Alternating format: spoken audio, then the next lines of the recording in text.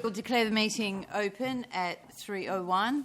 Shona Zulsdorf, presiding member, and I will advise the following. The Shire of York Audit, Risk and Improvement Committee acknowledges the Balladong people of the Noongar Nation, who are the traditional owners of the country where this meeting is being held, and recognise their continuing connection to land, water, sky and culture. We pay our respects to all these people and their elders past, present and emerging. In accordance with Regulations 14I and 14J of the Local Government Administration Regulations 1996, notice is given that this meeting is being video and audio recorded to facilitate community participation and for minute-taking purposes. By being present at a meeting, members of the public consent to the possibility that their image and voice may be recorded. Audio recordings are published on the Shire's website following the meeting and may be released upon request to third parties. Members of the public are reminded that, in accordance with Section 6.16 of the Shire of York Local Government Council Meetings Local Law 2016, nobody shall use any visual or vocal recording device or instrument to record the proceedings of the Audit and Risk Committee without the written permission of the presiding member.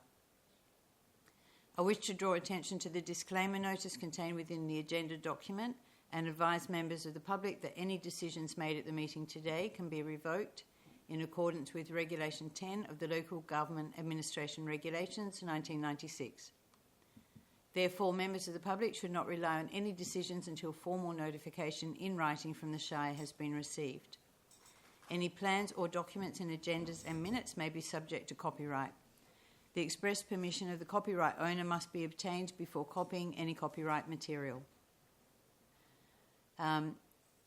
Attendance via electronic means, we have nil. Standing orders is nil. Announcement of visitors is nil. Declarations of proximity interest, are there any? So they are nil. Declaration of financial interests. I declare Shona Zulsdorf, myself, has a financial interest in item 9.1, appointment of independent external members to the Audit, Risk and Improvement Committee. And Councillor Trent will chair in my absence as I will leave the room. Disclosure of interest that may affect impartiality. We have none. In attendance, we have myself as presiding member, Councillor Kevin Pike, Councillor Denise Smythe, Councillor Kevin Trent, and no Peter Wright. Staff, I read full titles. Chris Linnell, Chief Executive Officer. Alina Bean, Executive Manager, Corporate and Community Services. Lyndon Mellor, Executive Manager, Infrastructure and Development Services. Denise Gobbart, Finance Manager Support. Vanessa Green, Councillor and Executive Support Officer. Abby Parker, Governance Officer. Apologies is Mr Justin Lee, Deputy Presiding Member. Councillor Dennis Warnick and Councillor Peter Wright. Leave of absence previously approved is nil. Number of people in the gallery at the commencement of meeting is 1. Questions from previous meetings, nil. Public question time. We have written questions. I believe there are no written questions.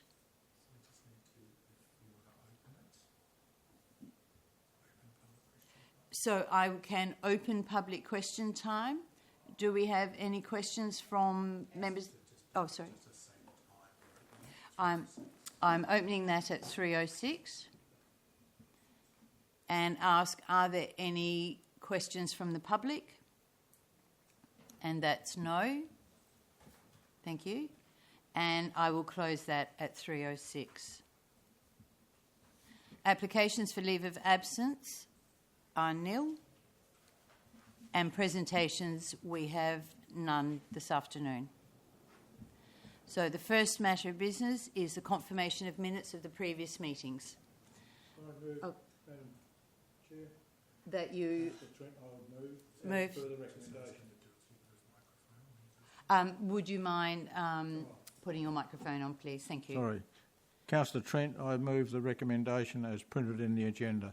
Thank you. And a seconder? Thank you, Councillor. Councillor Smythe seconds. Thank you. Do we have anyone not supportive of the motion? So I will put it to the meeting that we vote that the minutes of the Audit, Risk and Improvement Committee meeting held on 10 June 2025 be confirmed as a correct recording of proceedings. Thank you. That's unanimous, 4-0. Announcements by presiding member without discussion is nil. So at this point, we are at item 9.1. Sorry,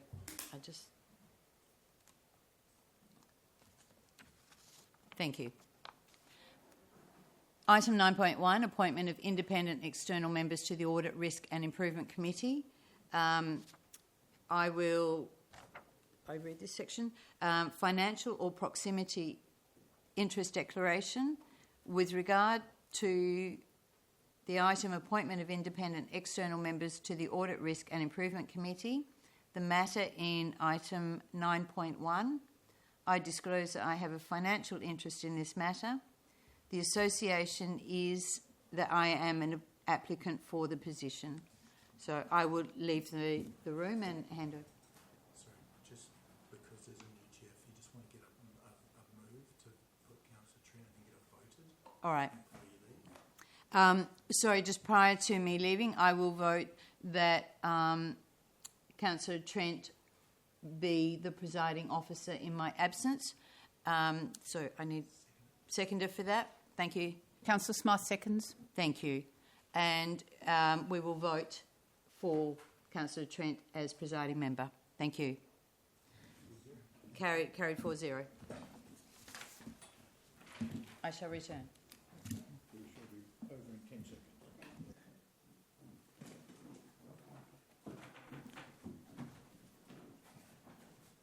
Thank you, councillors. There is a recommendation there. Is everyone aware of the matter before us? Therefore, I will ask someone to move the recommendation. Oh, Councillor Smythe is happy to move the recommendation. Councillor Pike seconds. thank you. It's been moved and seconded. Anyone wish to speak against it? No? Then I'll put the motion. All in favour? That's carried 3-0. And we could invite the chairperson back, please.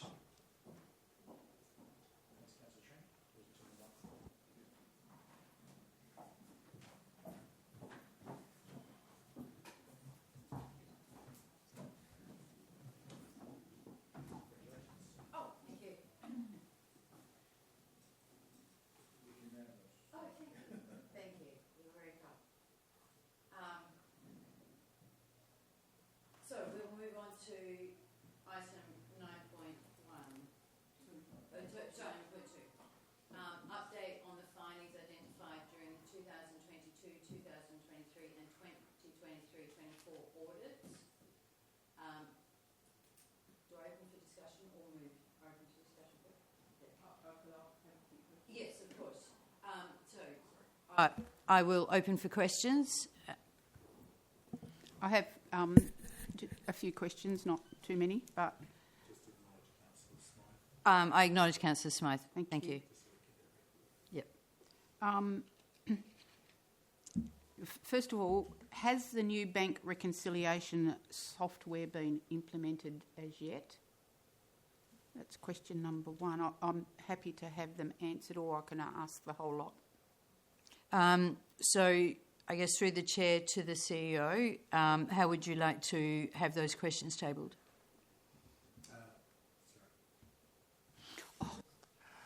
Look, I think we'll probably just do them one at a time, just for clarity in the recording. So, in short, to answer your question, it hasn't been implemented as yet. It's in process for being implemented, but there is a bit of a lag in the software people being able to come in and install it. So, but yes. Thank you. Councillor Smythe?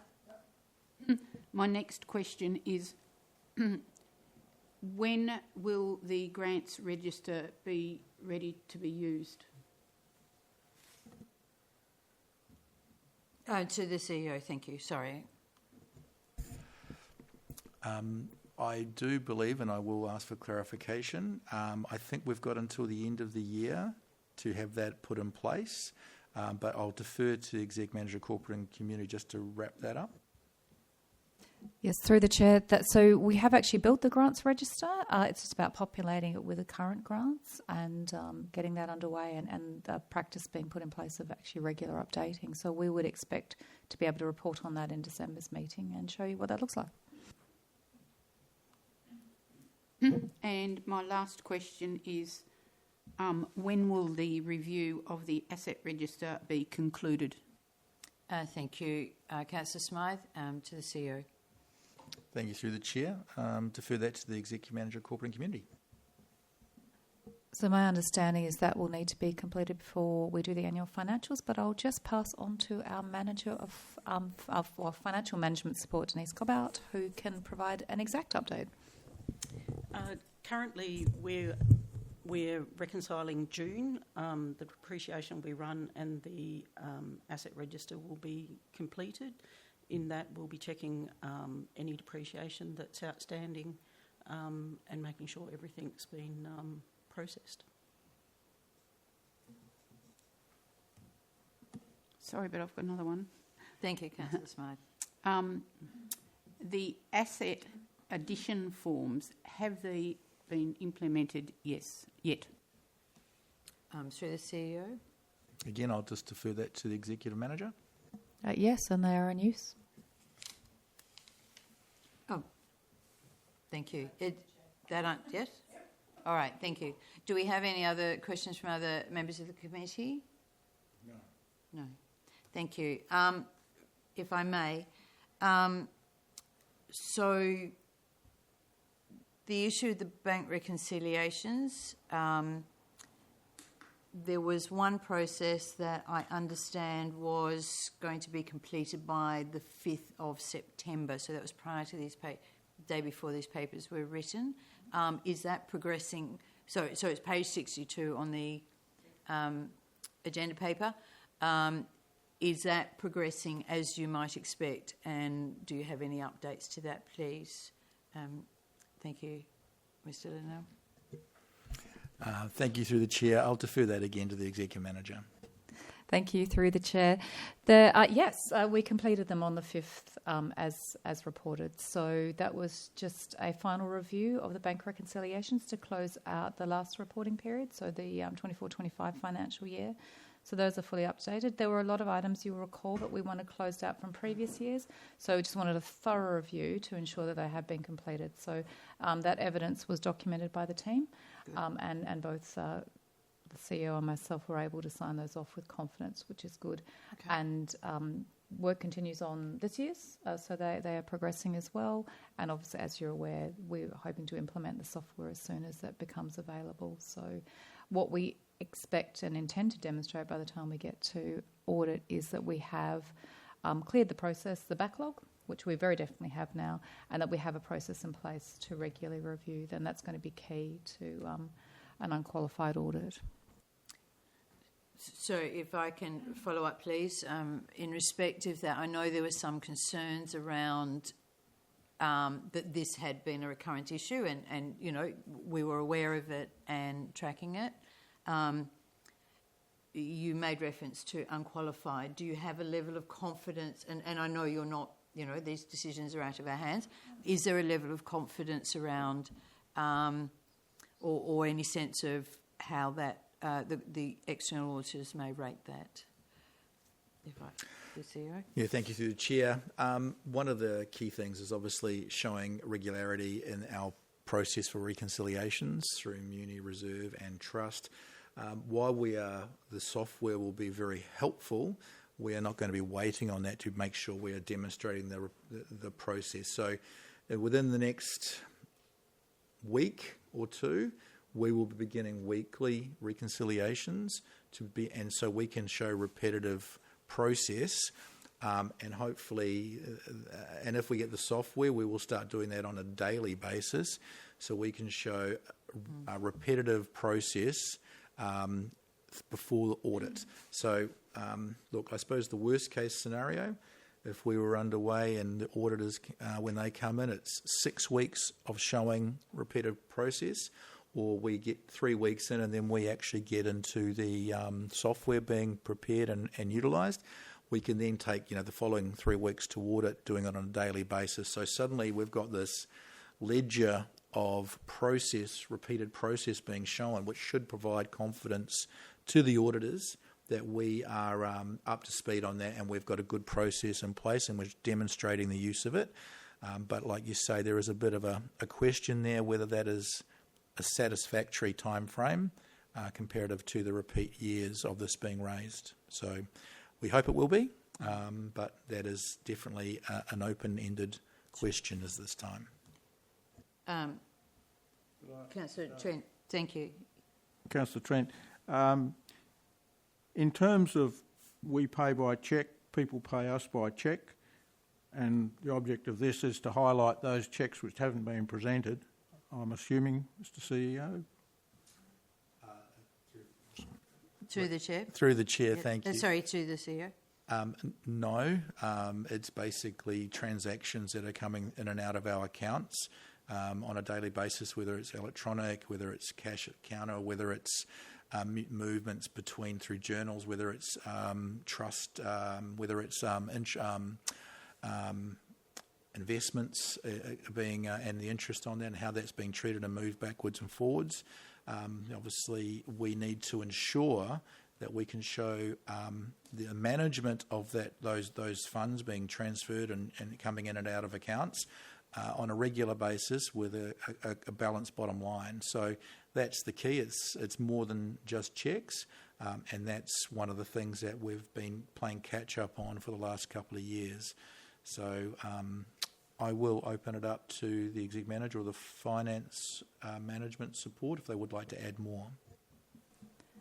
So it's essentially a review of what's coming in and going out against what, so physically in terms of our bank, but also we assess that against what we've said in our system. So we've got a record of all of those transactions, both in our accounting software, but also at our bank. And it's really just matching those off. So, which sounds a really simple process until you start with receiving things on different days and batch processing and, accounts not necessarily, or amounts not necessarily being correctly put in. So the earlier you do all of those things, the quicker you can find the errors. And that's really what we're doing, is that catch-ups happen. So we've had a lot of outstanding over several years. We've caught up with that, and now it's just getting that done, as CEO has already said, on a regular basis so that we can easily make sure there's no lag in any of that. Would you like to add anything else? Nope. Thank you. Councillor Trent? Yes, I was just wondering, an unpresented cheque, would that show up if council's paid for a service and the person hasn't presented it at his bank or her bank? They'd all show up there as well, and you could chase them up to get that quitted or cleared? To the CEO? Yeah, that's correct. Or it doesn't have to be a cheque. It could just be a fee for service that hasn't balanced out between the debt and credit side of things. So yeah, it's any sort of payment in and out of the accounts. Okay, thank you. On page 66, the monitoring of grants, income and expenses. I note you still have that residual rating at high. Did you have any update on that, or are you able to provide us any information on the short term and what actions you may be implementing to address that, please. To the CEO. Yes.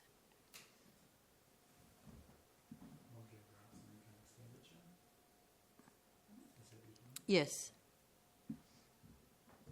And if I could, the same question goes for page 67 and plant recovery. So as you can sort of see there, the latest comment, Alina's outlined, the executive manager has outlined that the register's been developed and Cascade is yet to be applied.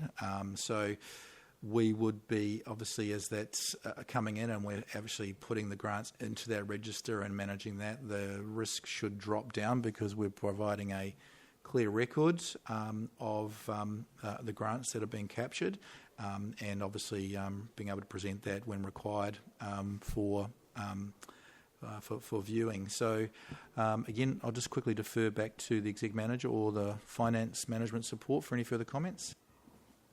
Thank you, through the chair. Yes, so as we talked about earlier, the grants register has been developed. It's really about seeing it in regular use before we actually drop that risk rating. Sure.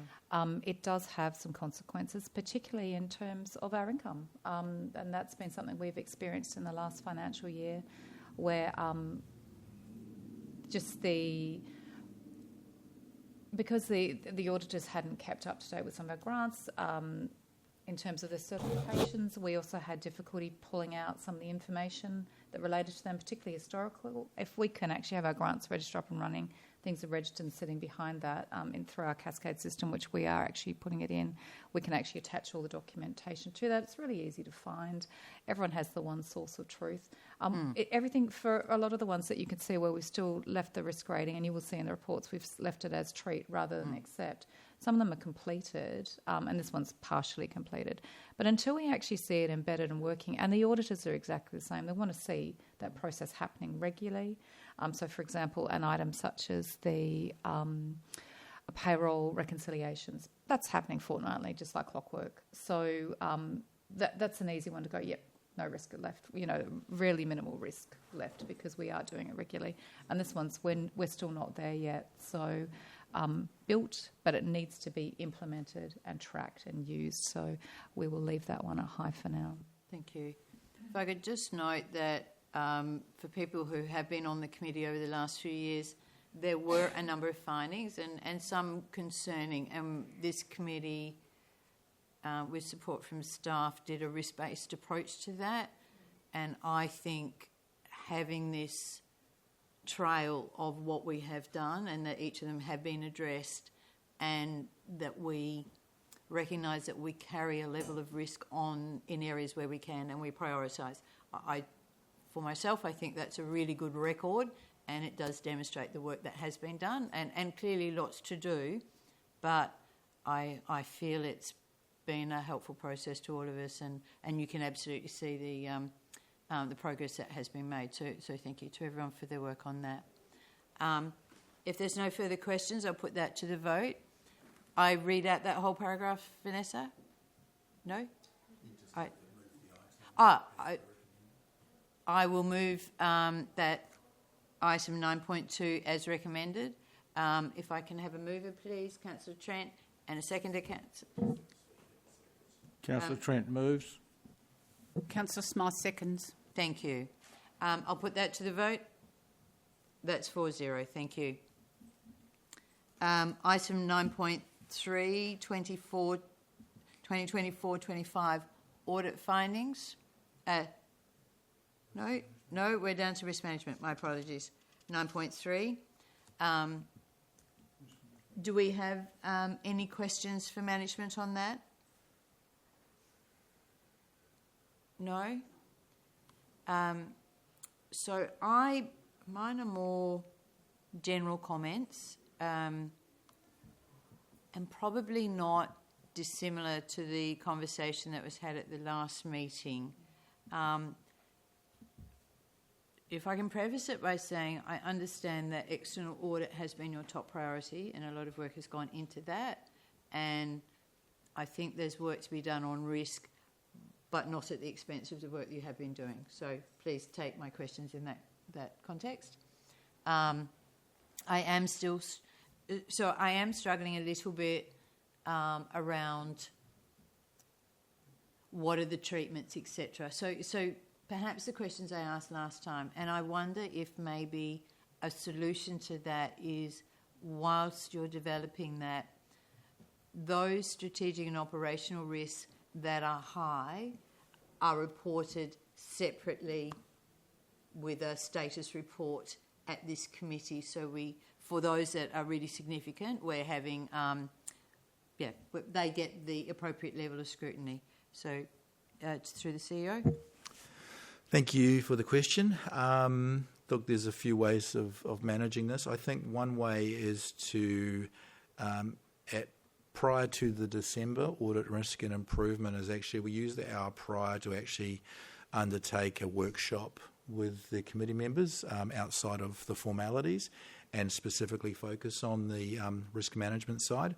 And I think if we get to a perspective or a place through some discussions there, we can identify a risk rating point and above that we report through to the audit risk in a bit more detail rather than reporting everything. That way, you can determine that a risk rating, say, of 18 and below is manageable, but a risk rating of 18 and above requires it to be reported through to audit risk with a bit more detail. Yep. That way we're managing workload and also, I suppose, following the oversight of audit risk and improvement and doing the, working for the best outcomes and, keeping that at the forefront of discussions and thinking.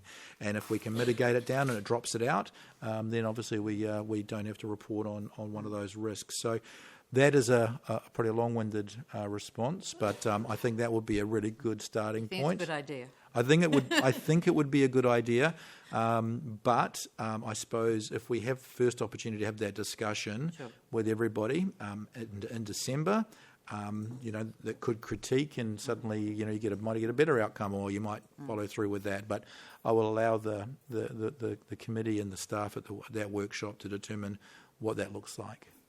I think, thank you. I think there's some merit in focusing on what's important and maybe not creating work that isn't quite at a point where it's ready for this committee.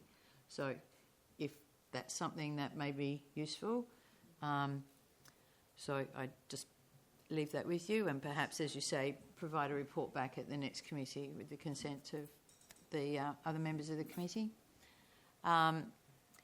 Do we have any other questions on that? Can I?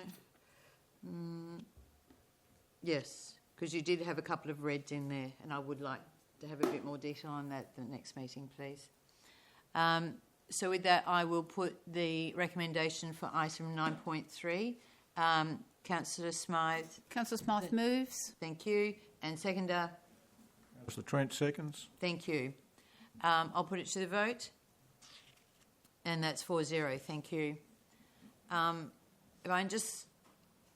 I think we're largely done with the business, but just if I can go back to item 9, as a general observation, 9.2, if you think of the findings we've had in recent years, that this year's audit findings, there was only one that was a prior year finding.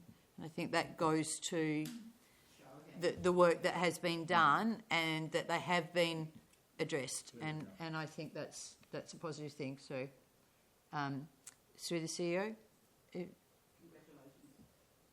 Yes, I think. Well, it shows that there's been an awful lot of work, and yes, it's not déjà vu, which is a good thing. So, to the CEO. If you can get to. So we've got motions and 10 questions from without notice. That's when you can have that discussion. All right. So we can record the question, we can provide the response. So we're going to. So where are we? We're at 10. At item 10, please. If we can come down there. Yes. Motions of which previous notice has been. Questions from members without notice. Is that what we want? That's what you want. So that's what yes. you can ask. So yes. ask that question. I will respond to that. Thank you. So through the chair, I'll defer that to the executive manager. Thank you. So, as mentioned in the report, there was bank reconciliations, as we know, have been an ongoing issue, and that is that's the only one that's been tagged by the auditors. Is from it says from prior year, but the other significant item is from a previous year, which was the year before, which would have been 22-23. And that's they called that out as to assess during the previous year's audit. We're just concluding, we're concluding now. So there are two, but given that there were 22 in that year, and we've also had, which we've cleared, plus we've got the items that were brought forward the year after, which we've majority cleared. I think actually all the teams that have been progressing through that have done an excellent job, and the commitment you'll see from the Shire is that continuous improvement. So, and you'll note very small amounts this year, and one was just an improvement opportunity, which is fantastic. Of the two items that are shown, we've cleared them already. We just need to, with the bank corrects, we need to show that that's been embedded. So, again, I hope from your committee's perspective that you can see a lot of confidence in the work that's actually being done. Thank you. Sorry, just to wrap up on that, and I just want to say this for the record and say the commitment of the staff and the guidance, particularly from the Audit Risk Committee and now Audit Risk and Improvement, has been outstanding. The improvements that have been made, as the executive manager pointed out, from two audits ago, 22 findings, to where we sit now is a huge amount of work and a huge commitment. So I just want to congratulate the staff and the administration staff for the work they've done, the commitment and the integrity they've shown to ensure you can have confidence in what's happening at the Shire. Thank you. And I think this committee has been solid in terms of taking a risk-based governance approach in supporting that and not an ad hoc response. And I think that's helpful to prioritise what's important. Yeah. So there's an awful lot of work, I think, so thank you.